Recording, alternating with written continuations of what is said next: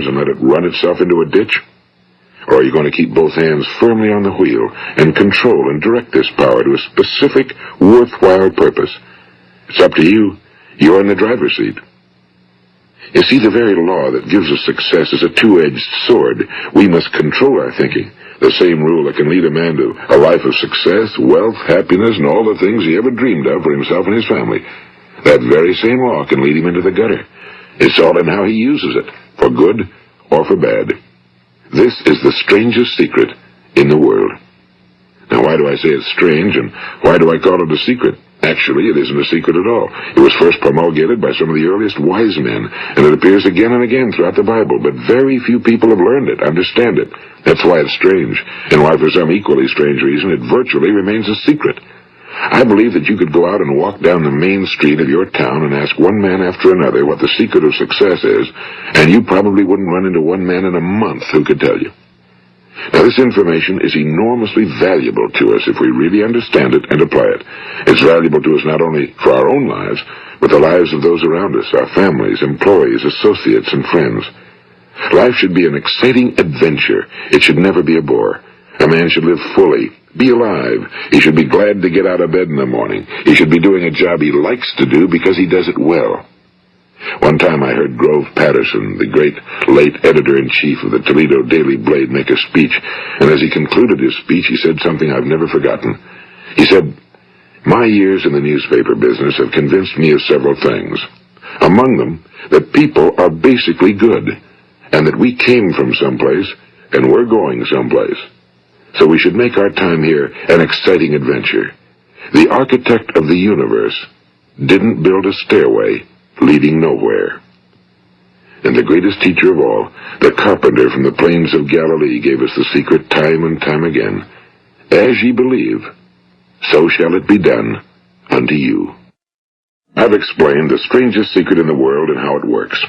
Now, on this side, I want to explain how you can prove to yourself the enormous returns possible in your own life by putting this secret to a practical test. I want you to make a test that will last 30 days. It isn't going to be easy, but if you'll give it a good try, it will completely change your life for the better. Now, back in the 17th century, Sir Isaac Newton, the English mathematician and natural philosopher, gave us some natural laws of physics which apply as much to human beings as they do to the movement of bodies in the universe. And one of these laws is that for every action, there is an equal and opposite reaction. Simply stated, as it applies to you and me, it means we can achieve nothing without paying the price.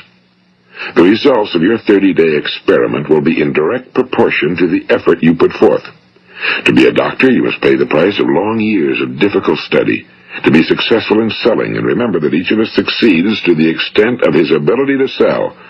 Selling our families on our ideas, selling education in schools, selling our children on the advantages of living the good and honest life, selling our associates and employees on the importance of being exceptional people.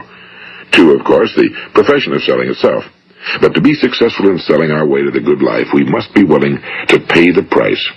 Now, what is that price? Well, it's many things. First, it's understanding emotionally, as well as intellectually, that we literally become what we think about, that we must control our thoughts if we're to control our lives. It's understanding fully that as ye sow, so shall ye reap. Second, it's cutting away all fetters from the mind and permitting it to soar as it was divinely designed to do. It's the realization that your limitations are self-imposed and that the opportunities for you today are enormous beyond belief. It's rising above narrow-minded pettiness and prejudice. And third, it's using all your courage to force yourself to think positively on your own problem, to set a definite and clearly defined goal for yourself, to let your marvelous mind think about your goal from all possible angles, to let your imagination speculate freely upon many different possible solutions, to refuse to believe that there are any circumstances sufficiently strong to defeat you in the accomplishment of your purpose, to act promptly and decisively when your course is clear, and to keep constantly aware of the fact that you are, at this moment, standing in the middle of your own acres of diamonds, as Russell Conwell used to point out. And fourth, save at least 10% of every dollar you earn. It's also remembering that no matter what your present job, it has enormous possibilities, if you're willing to pay the price. Now let's just go over the important points in the price each of us must pay to achieve the wonderful life that can be ours. It is, of course, worth any price. 1. You will become what you think about. 2. Remember the word imagination and let your mind begin to soar. 3. Courage. Concentrate on your goal every day. 4. Save 10% of what you earn. And 5. Action. Ideas are worthless unless we act on them. Now, I'll try to outline the 30-day test I want you to make. Keep in mind that you have nothing to lose by making this test and everything you could possibly want to gain. There are two things that may be said of everyone. Each of us wants something, and each of us is afraid of something. I want you to write on a card what it is you want more than anything else. It may be more money. Perhaps you'd like to double your income or make a specific amount of money. It may be a beautiful home. It may be success at your job. It may be a particular position in life. It could be a more harmonious family. Each of us wants something. Now write down on your card specifically what it is you want. Make sure it's a single goal and clearly defined.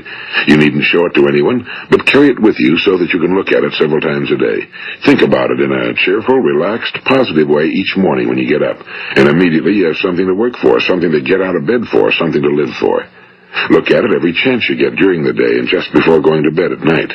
And as you look at it, remember that you must become what you think about, and since you're thinking about your goal, you realize that soon it will be yours. In fact, it's yours really, the moment you write it down and begin to think about it. Look at the abundance all around you as you go about your daily business. You have as much right to this abundance as any other living creature. It's yours for the asking.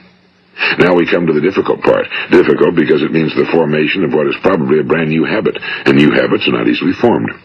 Once formed, however, it will follow you for the rest of your life. Stop thinking about what it is you fear. Each time a fearful or negative thought comes into your consciousness, replace it with a mental picture of your positive and worthwhile goal. And there will come times when you'll feel like giving up. It's easier for a human being to think negatively than positively. That's why only 5% are successful.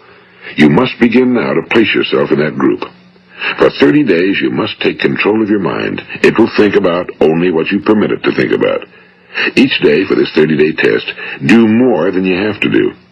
In addition to maintaining a cheerful, positive outlook, give of yourself more than you've ever done before.